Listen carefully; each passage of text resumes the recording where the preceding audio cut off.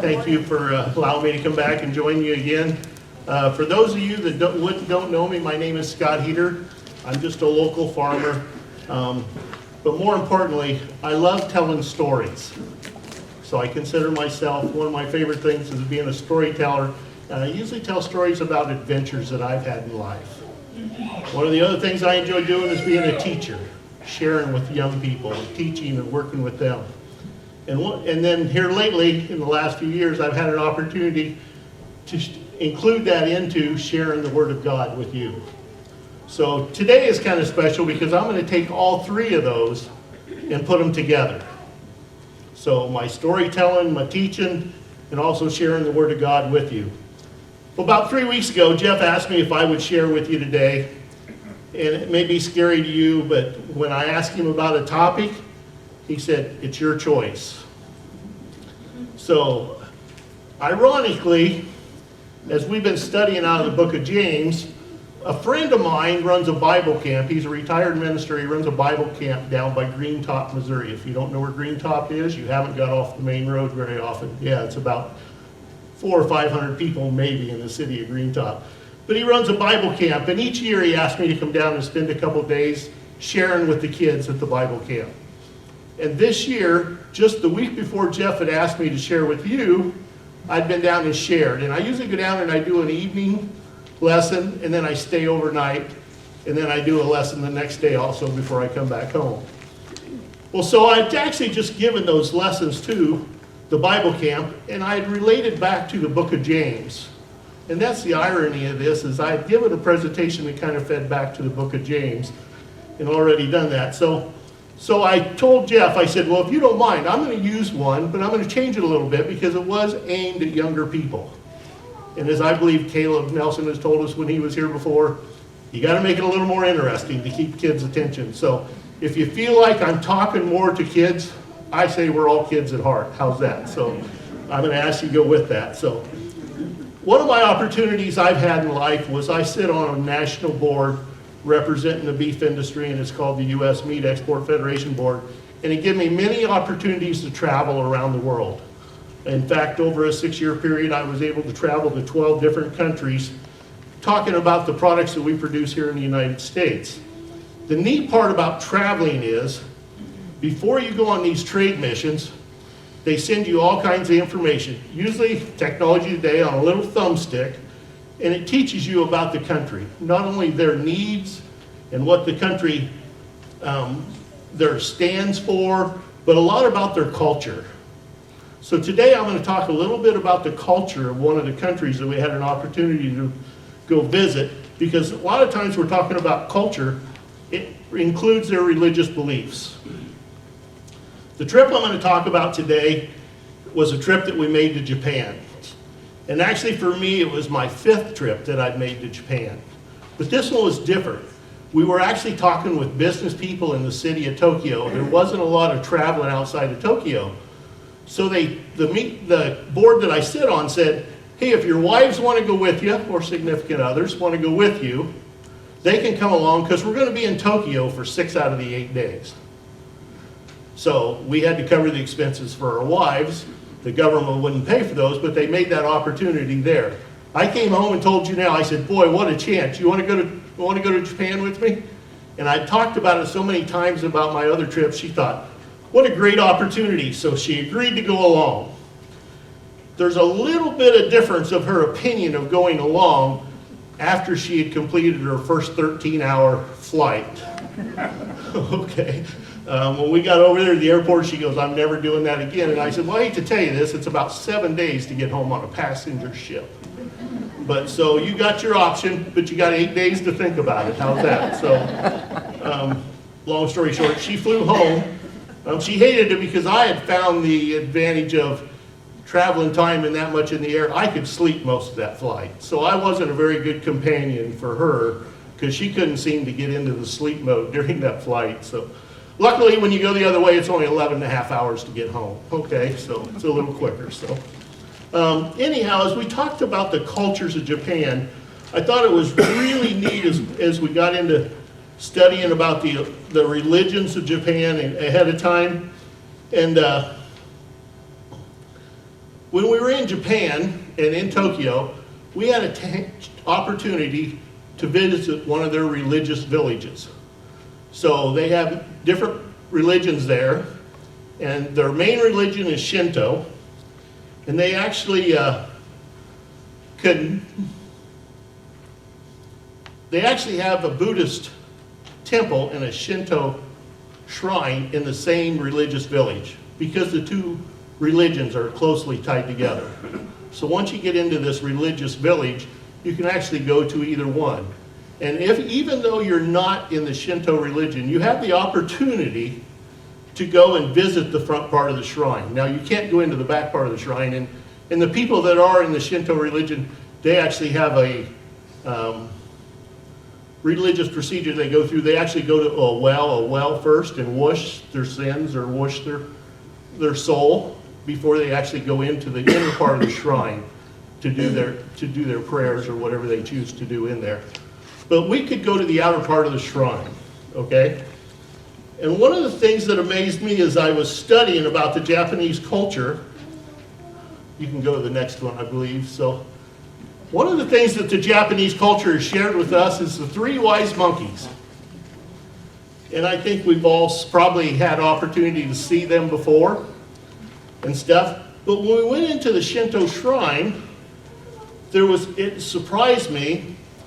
And on the shrine wall, there was a picture, and it actually had a fourth monkey. So I'm going to talk about the three wise ones first that were shared with us. And the first monkey is the speak no evil. So we talked about the 10 Commandments.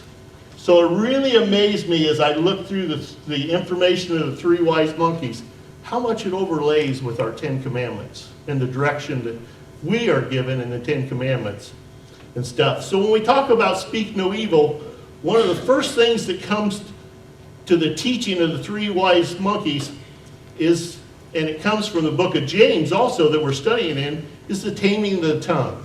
And I'm not going to get into this because I think Jeff did an excellent job a couple weeks ago covering this about how the tongue, we can speak evil against others, how harsh words stir up anger. He touched quite a bit on this topic of gossip. You know, if you're not part of the problem or solution, you may want to consider whether you ought to be in that conversation. And out of the same mouth that comes praise comes cursing. And I think that's one of the strongest messages that we get out of the book of James when we're talking about talking.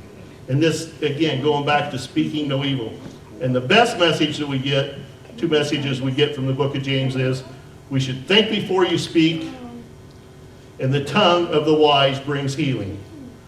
And I think those are the two things of the speak no evil monkey that tie back to the book of James that we're in. The second one is hear no evil. This one's probably the hardest to do. It takes a while to recognize when we're listening to a story or somebody's discussion, whether their direction is evil or whether it's not. So it's really hard to decide whether we're listening to evil or not until maybe it's all over. And a lot of these times, examples like this is false teachings or false prophets. How do you know what their direction or their actual goal is, but for their reason of sharing that information? Is it true or is it maybe not true? And is it Christian-like or is it maybe not Christian-like? So a lot of times we have to listen to the whole story if we really want to find out the information.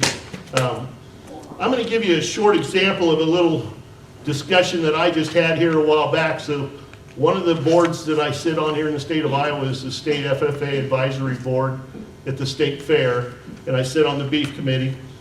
Our goals are to enhance and improve programs for the FFA students at the State Fair and to add extra educational opportunities for them. So I had some feedback from some parents that wanted me to present to our board a new idea, something new to add at the State Fair. When I went to give that presentation, as I started to do it, and I wasn't very far into it, one of the guys spoke up and said, "Hey, this is the craziest thing I ever heard. We're wasting our time even listening to this." And I hadn't even had the opportunity to finish speaking. Well, luckily, one of the other guys that was there said, I think we ought to hear the whole story before we make up our mind. And the second guy that spoke is actually a lawyer, and I usually don't agree with lawyers. But in this case, the example he gave to us was, you need to listen to the whole story, and you need to listen to both sides of the story before we decide whether we're listening to evil or we're listening to good. So the lesson we got out of this that come from the book of James was, we should be quick to listen and slow to speak. The third of the wise monkeys is see no evil. And this one here is also difficult, because how do we react when we see evil? You know, the biggest thing is, do we get involved? You know, do we try to do something, especially if somebody's offending somebody else? And you guys see it in the news all the time. People get involved, and do they step out above the grounds of Christianity? Do they go too far getting involved? We've had quite a few of those cases here lately here in the United States where people have reacted to somebody else being mistreated, and they got involved, and they end up in more trouble than the individual that was actually creating the first act. So it's really difficult when we see evil to know whether or not and whether we should or shouldn't get involved, and how we react to that.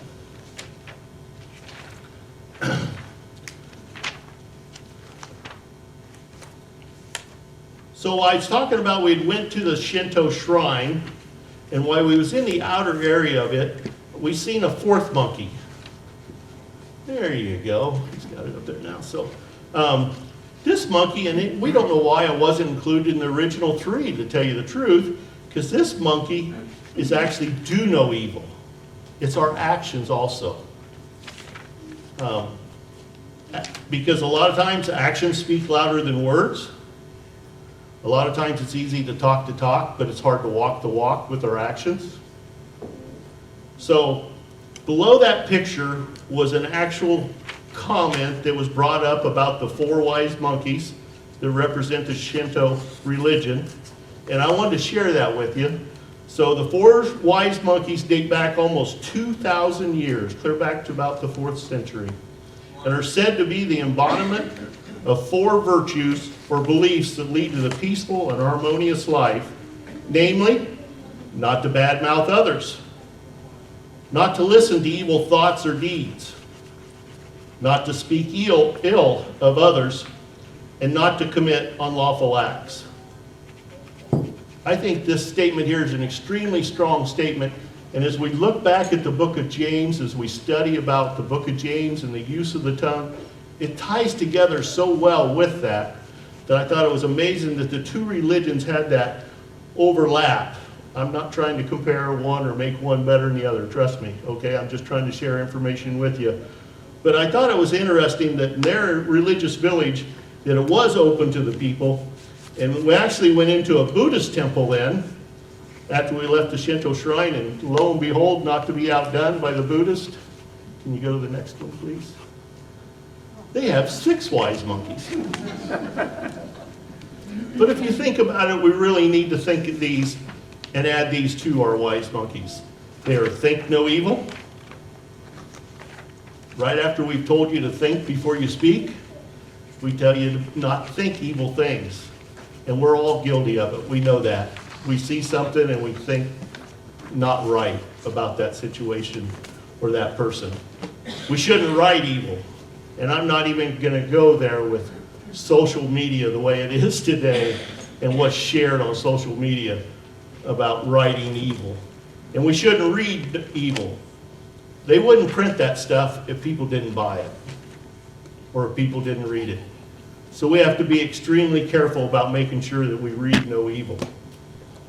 The best part of this whole thing is you look at these religions and these cultures and we share them with ours. To me, I guess I'm going to make the statement. So I had 2 presentations when I went down to the church camp. I told you one day and then the next, and I've stuck both those together. So right here, I'm going to kind of make a left turn and go into the second one. So if you want to go to the next slide. So isn't it great to be a Christian? Thank you. for the last 3,500 years, we've had our guidance in life. Because 3,500 years ago, God came to Moses in about 14th century BC, before Christ, and gave him those 10 commandments.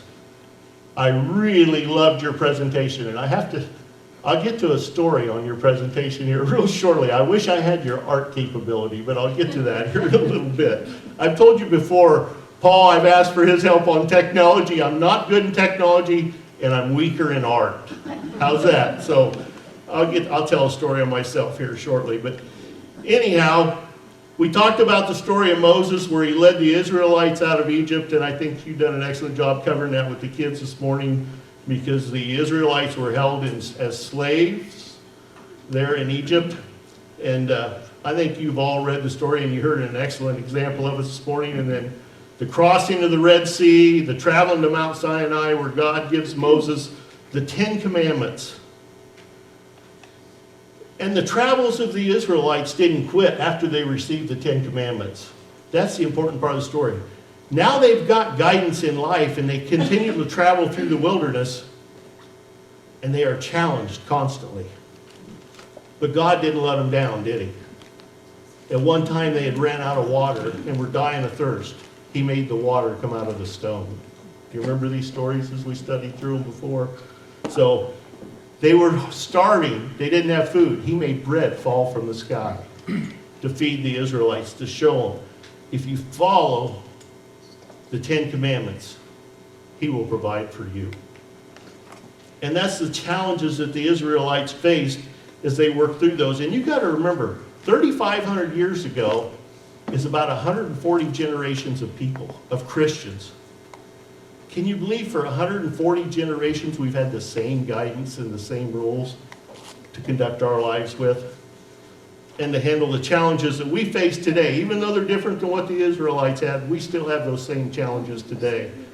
So I think it's extremely important that we use the 10 Commandments to guide us yet today. But it's difficult to remind ourselves of those 10 Commandments on a daily basis. So when I was visiting with the kids at the Bible camp, we always have a follow-up session at the Bible camp, okay? So after giving them the 2 stories, they got together. The kids decided that they could use the sign of the 3 wise monkeys to provide guidance to them and a reminder to them of what the 10 Commandments could make. Because if you look at the 3 wise monkeys, they cover a majority of the 10 Commandments. Okay? There's one they don't cover, and that's the first one. We praise one God, right? So I get back to my technology and art ability. So I thought, as the kids decided that what they wanted to do was they were going to take their craft time after the service, and they was going to make their 3 wise monkeys, and they was going to put their favorite saying that came from the book of James in with their 3 wise monkeys to remind them of their daily guidance. So I thought it would be neat, as I worked with the kids, to create another wise monkey, the one with first. You know, we worship one God. I have to tell you, a monkey's hand is a little bit different than a human's. And with my poor art ability, you put that hand in the air, no matter which way I turned it, it didn't look appropriate. One of the young ladies there that was much better than I was in art actually said, let's go with 2, and we just put our hands up in praise. I said, okay, that's much better because I'm not going to print that other one. So I could have used, when I seen your art up here this morning, I thought, I didn't call the right person. Did you see all the neat art she did up there this morning and put together? I'm glad I don't have mine on. Okay. Besides that, Paul, I'm not sure I knew how to save it once I got it there. How's there? So, but the kids went ahead and created their own pictures and designed them in their craft thing of the 3 wise monkeys. And then they were able to go back and take back the messages from the 2 presentations I'd made to them. And I wanted to share a couple of those with you. One young lady said she was going to take her 3 wise monkeys and put it on the dash of her vehicle. She actually lived in Kirksville, so sometimes she had traffic issues in Kirksville, Missouri. Little road rage now and then, so She was going to put her 3 wise monkeys on the dash of her car, and she was going to use the phrase that we had shared with her, out of the same mouth that we praise God comes cursing. So she was going to keep that on the dash. And one young man, and I can tell you after just being there for 2 days, he probably needed this one, but he said he was going to take his 3 monkeys home and put them on the door of his bedroom, so that when his folks come in to have a discussion with him, which I'm sure happened quite frequently, his quote that he used from the book of James was, quick to listen and slow to speak, to remind his parents. When I got all done, I didn't do my 3 monkeys the way everybody else did, but I did print out one that was on the thing. And I want to tell you, mine goes on my bathroom mirror, so that every morning when I get up, I can look at that and think, isn't it great to be a Christian? Isn't it great to be a Christian? Praise be to God. Amen. How did I do, Stan? Okay on time? Huh? Yes. Good? Okay. Thank you guys for letting me share with you. Oh, by the way, you don't have to go to craft class. I'm not going to take over Reggie's next hour. How's that? So, but on the back of the tables at the exits are pictures of the 3 wise monkeys. If you would like to take one of those with you, put your quote on it that you think to help remind you about your daily guidance at home, and post it at home somewhere. You're welcome to take a copy with you and put your favorite phrase from the book of James in there on it to remind you on a daily basis. Okay? Thank you for letting me share with you today.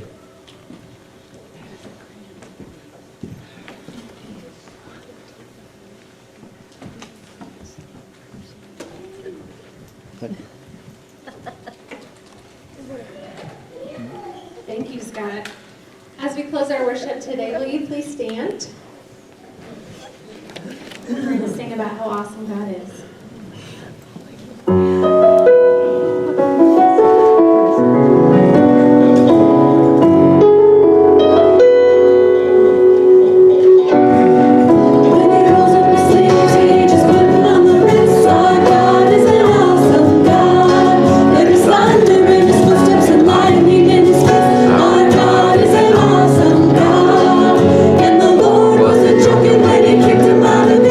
It wasn't for no reason.